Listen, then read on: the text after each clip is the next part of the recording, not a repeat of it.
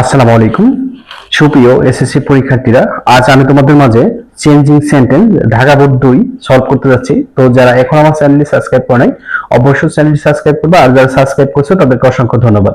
তাহলে চলো কথা না বাড়িয়ে আমরা শুরু করি। দেখো 2025 সালে ঢাকা বোর্ডে যে প্রথম চেঞ্জিং সেন্টেন্স এসেছে সেটা দেখো, the bee is one of the biggest insect. দেখো মৌমাছি সবচেয়ে কি ব্যস্ততম একটা কি পোকা। দেখো এখানে একটা কি করতে বলছে, দেখো পজিটিভ করতে বলছে। প্রিয় শিক্ষার্থীরা এখানে দেখো তোমরা কি দেখি বুঝবে পজিটিভ করতে বলছে। দেখো যেখানে সুপারলেটিভ আছে, এটা কি আছে বিজি, এখানে বিজি থাকার কথা কিন্তু বিজিস্ট আছে, ঠিক আছে, সুপারলেটিভ ফর্ম আছে। তারপর দেখো এই যে ওয়ান অফ দা আছে, ওয়ান অফ দা এই যে থাকলে তোমরা বুঝবে এটা কি সুপারলেটিভ টেন্স, সুপারলেটিভ তোমার ডিগ্রি। এখানে দেখো সুপারলেটিভ আমরা পজিটিভ করব, তোমরা অবশ্যই এটা ফর্মগুলো জানো। দেখো তারপর আমি দেখাচ্ছি। এখানে দেখো যদি পজিটিভে এখানে দেখো সুপারলেটিভ যদি ওয়ান অফ দা থাকে, দেখো যদি সুপারলেটিভ, আমি সফটটা করছি তোমরা সফটটা ভালোভাবে দেখো, যদি সুপারলেটিভে তোমার কি ওয়ান অফ দা থাকে, দেখো তাহলে এটা আমাদের করতে বলেছে কি পজিটিভ করতে বলছে। তাহলে দেখো এখানে আমাদের ওয়ান অফ দা আছে, তাহলে ওয়ান অফ দা থাকলে এখানে কি আসবে ভেরি ফিউ দ্বারা আমাদের কি করতে হবে শুরু করতে হবে, ঠিক আছে। তাহলে দেখো এখানে যদি সুপারলেটিভে ওয়ান অফ দা থাকে তাহলে আমাদের কি করতে হবে ভেরি ফিউ দ্বারা শুরু করতে হবে। তাহলে চলো আমরা ভেরি ফিউ দ্বারা শুরু করি।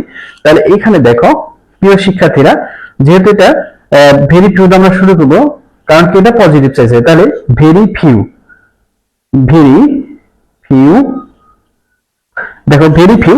তারপর এখানে কি আসবে শেষের কি আসবে অবজেক্টিভ সাবজেক্ট হবে। এখানে দেখো এটা কি আছে অবজেক্ট আছে, এটা সাবজেক্ট আছে, তাহলে ভেরি ফিউ ইনসেক্ট,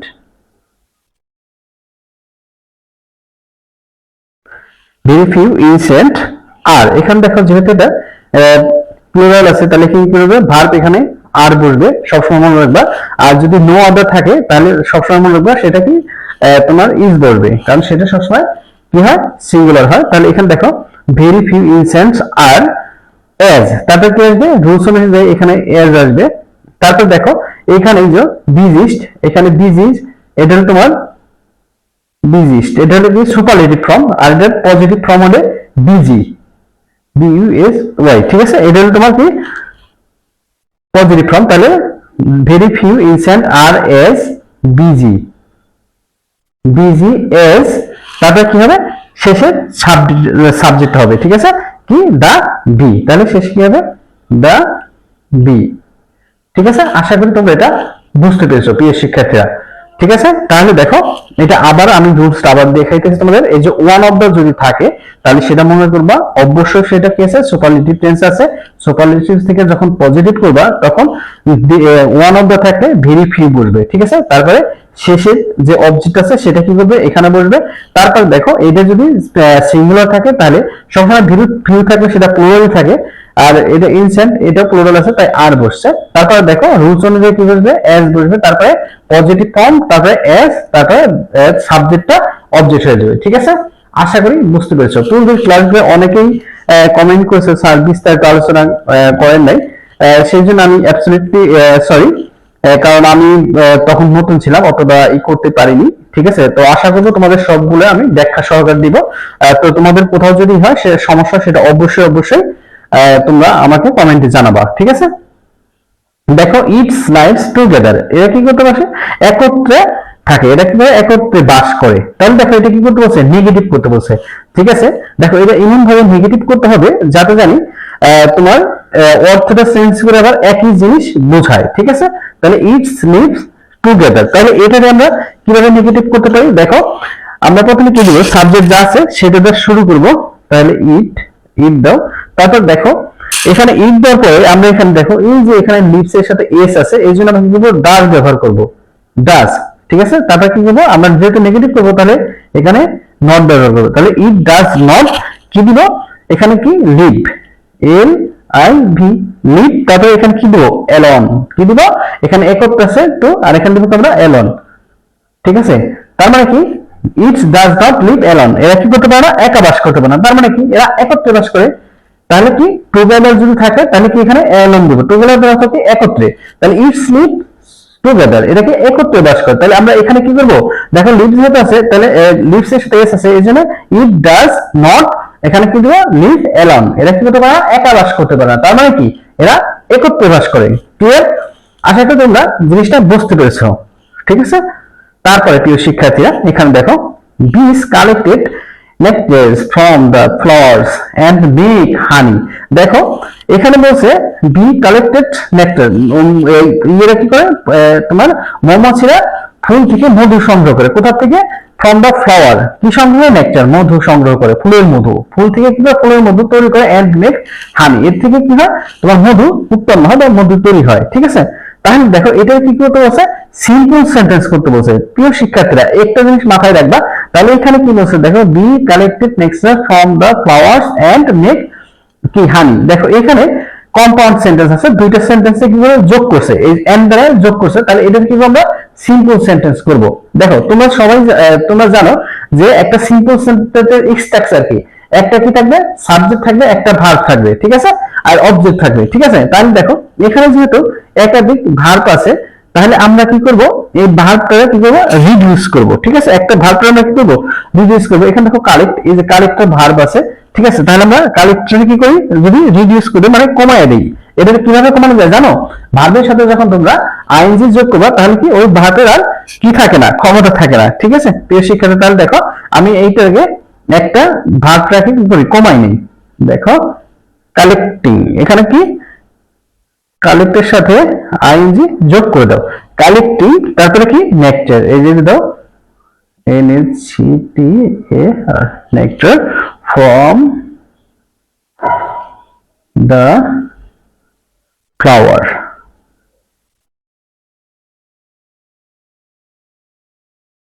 ঠিক আছে, তারপর দেখো ফ্লাওয়ার্স, তারপর কি এই পর্যন্ত আমাদের হয়ে গেল। দেখো এখানে এখানে একটা sentence, collecting nectars from the flowers, এটা দেখো আমরা একটা ফ্রেজের মধ্যে তৈরি করলাম, এই যে ভার্বের সাথে এটা যোগ করে। তারপরে এখন কি করতে হবে? আমরা সাবজেক্ট দিব। তারপরে কি দাও? এখন সাবজেক্ট দাও বি। দেখো বি সাবজেক্ট মেক কি হানি, বি সাবজেক্ট কি দেখো বি, এখানে দেই মেক হানি।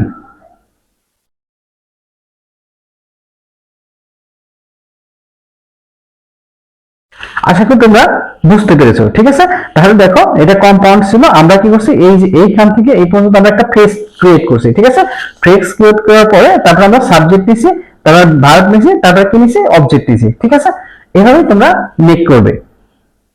তারপর দেখো they dance most vigorously to find the nectar plentiful। এখানে দেখো দে ডান্স মোস্ট কি vigorously খুব সাহসিকতার সাথে, দেখো তারা মধুর প্রাচুর্য খুঁজে পেতে সবচেয়ে বেশি কি করে? নড়াচড়া করে। দেখো একটা মৌমাছি একাধিক মধু সংগ্রহ করার জন্য তারা খুব দ্রুত এক ফুলের থেকে কি করে? আরেক ফুলে যায়। ঠিক আছে, এগুলো vigorously থেকে সাহসিকতার সাথে। ঠিক আছে, plentiful। ঠিক আছে, এখানে দেখো তাহলে এখানে আমাদের এটা কি করতে বলছে? এক্সক্লেমেটরি সেন্টেন্স করতে বলছে। প্রিয় শিক্ষার্থীরা এখানে দেখো ভেরি ভেরি ইম্পর্টেন্ট একটা আছে, এখানে দেখো ভেরি জায়গায় এই জায়গায় মোস্ট ব্যবহার করা হয়েছে। ঠিক আছে, কিন্তু এখানে দেখো এ বা এন নাই এই সেন্টেন্সটার মধ্যে, যে এটা এক্সক্লেমেটরি সেন্টেন্স করতে বলছে, কিন্তু এর মধ্যে কি নাই?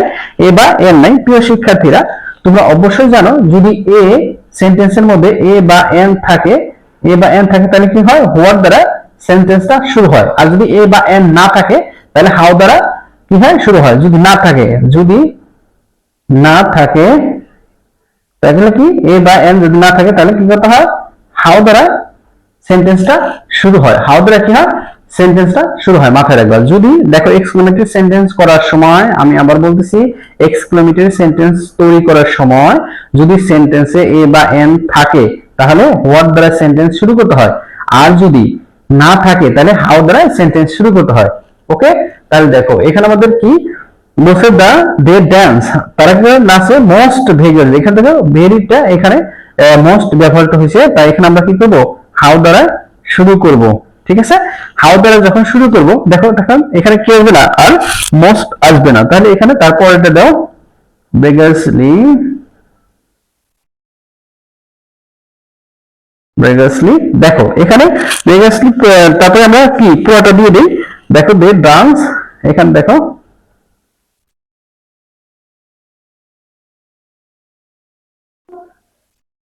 they dance to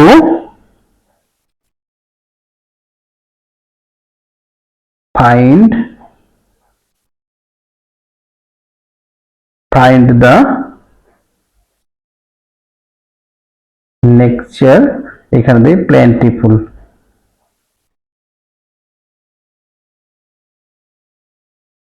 ওকে, প্ল্যান্টিফুল অর্থ কি? প্রচুর পরিমাণে, ঠিক আছে, প্রচুর পরিমাণে মধু আহরণের জন্য, দেখো প্রচুর পরিমাণে মধু আহরণের জন্য তারা কি করে? এক ফল থেকে আরেক ফলে নড়াচড়া করে, ঠিক আছে, সাহসিকতার সাথে এক ফল থেকে আরেক ফলে নড়াচড়া করে। তাহলে প্রিয় শিক্ষার্থী এটা কি হবে? How vigorously they dance to find the nectar, যেখানে nectar মধু, কি এটা? প্ল্যান্টিফুল। ক্লিয়ার? আশা করি তোমরা এটা বুঝতে পেরেছো, ঠিক আছে। তারপর দেখো ই নাম্বারে বলেছে কি, honey is stored in the head by bee. দেখো এখানে কি আছে? এটা প্যাসিভ আছে, তোমার কি করতে বলছে? অ্যাক্টিভ করতে বলছে। প্রিয় শিক্ষার্থীরা দেখো, মৌমাছি কর্তৃক তারা কি করে? মৌমাছি তাদের কি মৌচাকে মধু কি করে? জমা করে। কার দ্বারা? মৌমাছি কর্তৃক তাদের কি মৌচাকে মধু সংগ্রহ করা হয়, মানে জমা করে, স্টোর জমা করে। এখন দেখো, যখনই মনে রাখবা অ্যাক্টিভ ভয়েস তোমরা করতে যাবা, তখন তোমরা এই সেন্টেন্সটার মধ্যে অক্সিলারি ভার্ব খুঁজবা। কেমন? দেখো এই সেন্টেন্সটার মধ্যে অক্সিলারি ভার্ব বলছি, আগে তোমরা সাবজেক্ট খোঁজো। তাহলে এখানে দেখো প্রিয় শিক্ষার্থীরা, ডি নম্বরে আমাদের এখানে সাবজেক্টটা কি আছে একটু দেখো তো মনোযোগ সহকারে। এখানে দেখো আমরা সাবজেক্ট দিতে পারি কি? এখানে দেখো এই সাবজেক্ট দেওয়া আসলে বি, বাইর পরে সাবজেক্ট থাকে, তাহলে কি বি টানো, বি। ওকে, তাহলে দেখো বি নিলাম, দেখলে বীজ নিলাম। এখন দেখো এখানে দেখো এই যে অক্সিলারি ভার্ব আছে, এই অক্সিলারি ভার্বটা কখনো এটার মধ্যে আসবে না অ্যাক্টিভ ভয়েসে। আর এইটা কি আসবে? প্রেজেন্ট ফর্ম বলবে, স্টোরে, তাহলে এখানে স্টোর বলবে, বি স্টোর, বি স্টোর, ঠিক আছে। তারপর দেখো বি স্টোর, কি স্টোর করে? বি হানি, কি স্টোর করে? বি হানি, এই যে হানি, এই যে হানিটা দাও, মধু জন্মায়, দা বি, দেখো স্টোর হানি, ঠিক আছে। তারপরে এখন দেখো ইন কোথায় করে? ইন দা হেড, মৌচাকে, ঠিক আছে। এইটা দেখো অ্যাক্টিভ ভয়েস, এটা আবার প্যাসিভ করলে এরকম হবে। তাহলে কি হবে? প্রথমে দেখো আমরা কি নিব? সাবজেক্টটা নিলাম, তারপরে এখানে অক্সিলারি ভার্ব কাটা করে, আর ভার্বের প্রেজেন্ট ফর্ম আসবে, নট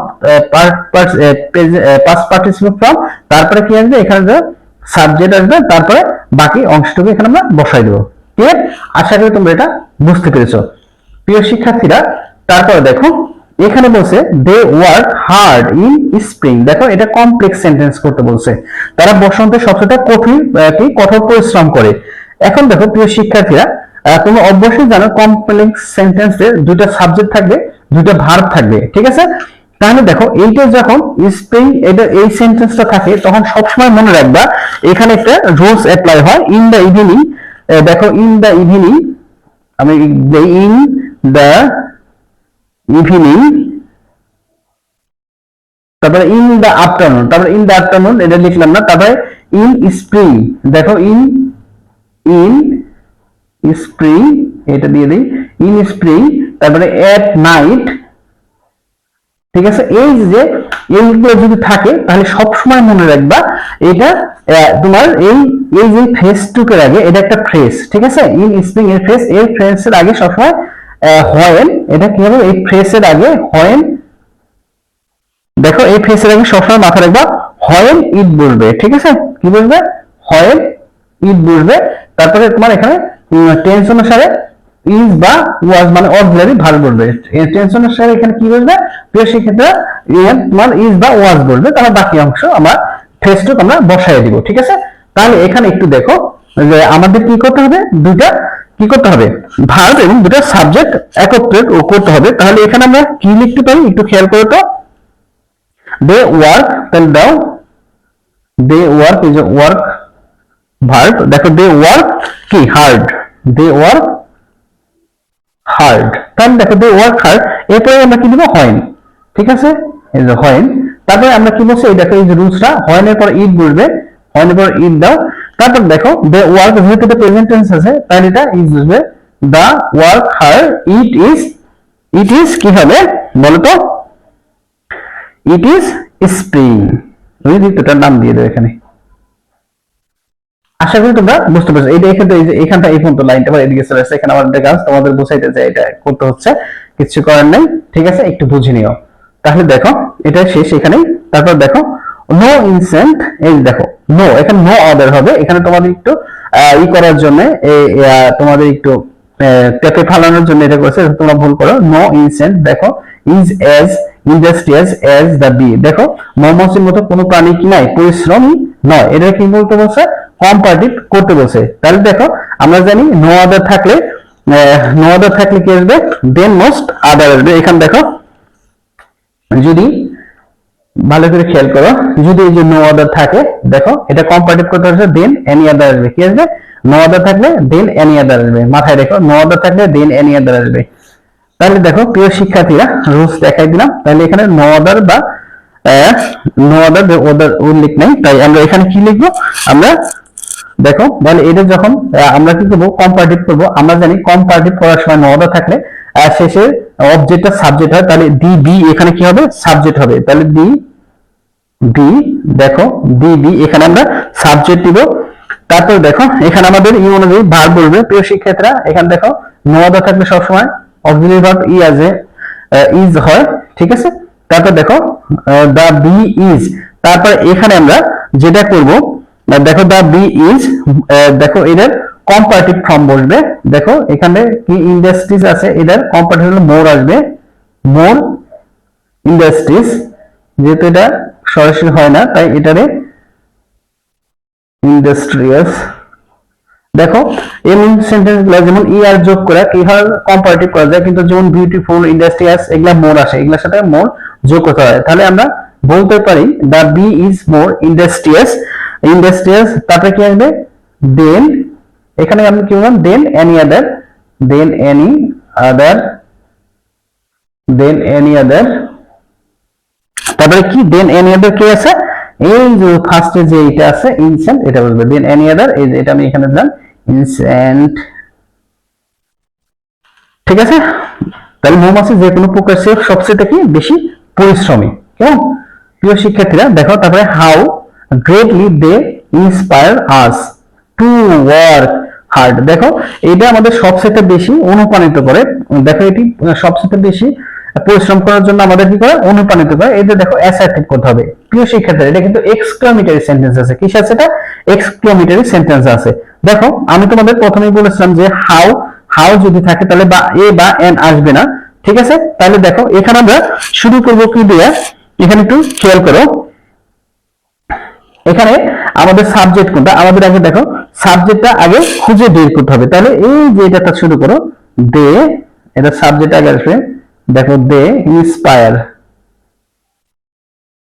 দে ইন্সপায়ার আস, কাদেরই করে, অনুপ্রাণিত করে, আমাদের অনুপ্রাণিত করে। দে ইন্সপায়ার আস কি করে, দেখো দে ইন্সপায়ার আস, এখানে দেখো এই যে হাউ আছে, তাহলে এখানে ভেরি আসবে, us very, they inspire us very, তারপরে ভেরি কি হবে, greatly, very greatly, very greatly, তারপরে to, very greatly to work hard, okay. দেখো তাহলে যদি এইভাবে থাকে, হাউ থাকে, তাহলে কি আসবে, হাউ থাকলে দেখো এ বা এন আসবে না, তাহলে হাউ থাকলে আমাদের ভেরি আসবে। এখানে দেখো হাউ আছে তাই যেখানে ভেরি আসছে, তাহলে এখানে দেখো আমরা প্রথমে সাবজেক্ট দিব, তারপরে কি, তারপরে দেখো সাবজেক্ট এখান থেকে আমাদের দে ইন্সপায়ার আস, তারপরে কি ভেরি, তারপরে গ্রেটলি টু ওয়ার্ক হার্ড। তারপর দেখো প্রিয় শিক্ষার্থীরা এখানে বলছে the bee make us think of the importance of activity, দেখো দ্য বি মেক আস, এখানে এটা কি করতে বলছে, দেখো প্যাসিভ করতে বলছে, the bee makes us think of the importance of activity.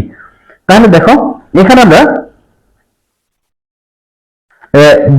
The bee makes আস, এখানে দেখো আমরা মূলত এইটুকু নিয়ে কাজ করবো। দেখো এখানে আমাদের সাবজেক্ট দেওয়া আছে, ঠিক আছে, অবজেক্ট দেওয়া আছে। তাহলে আমরা জানি অ্যাক্টিভ ভয়েস, আমরা যখন ভয়েস চেঞ্জ করি আমরা জানি সাবজেক্টটা কি হয়, অবজেক্ট হয়। প্রিয় শিক্ষার্থীরা এখানে সাবজেক্ট হলো আস, আমরা জানি আস যদি থাকে, আমরা দেখো উই, এটা দেখো সাবজেক্ট, এটা কি হয়, আস হলো অবজেক্ট। তাহলে এখানে সাবজেক্ট, এখানে অবজেক্ট, তাহলে আস এখানে অবজেক্ট হিসেবে, তাহলে সাবজেক্ট হিসেবে কি হবে, উই বসবে। তারপর দেখো এখানে আমাদের একটা অক্সিলারি ভার্ব বসাতে হবে, তারপর কি হবে, উই আর, অক্সিলারি ভার্ব কি আর। তারপর দেখো এই যে ভার্ব আছে, তোমরা জানো ভয়েস সেন্সের রুলস তোমরা জানো, কি হবে, প্রথমে অবজেক্টিভ সাবজেক্ট হবে, তারপরে কি হবে, একটা অক্সিলারি ভার্ব হবে। তাহলে অক্সিলারি ভার্ব এখানে আর বসাইছি, তারপরে কি হয়, অক্সিলারি ভার্ব, তারপরে ভার্বের 3 নম্বর form plus by plus object, ঠিক আছে। তাহলে এখন দেখো ভার্বের 3 নম্বর ফর্ম মেক, মেড হবে, মেড। তারপরে বাকি এই যে মেড দেওয়ার পরে এখানে তুমি টু বসায় বাকি সবটুকু তুলে দিবা, ঠিক আছে। টু দিয়ে এই যে পর্যন্ত শেষ করো, টু থিম অফ দা, আচ্ছা এখানটা আবার শুরু করি, অফ দা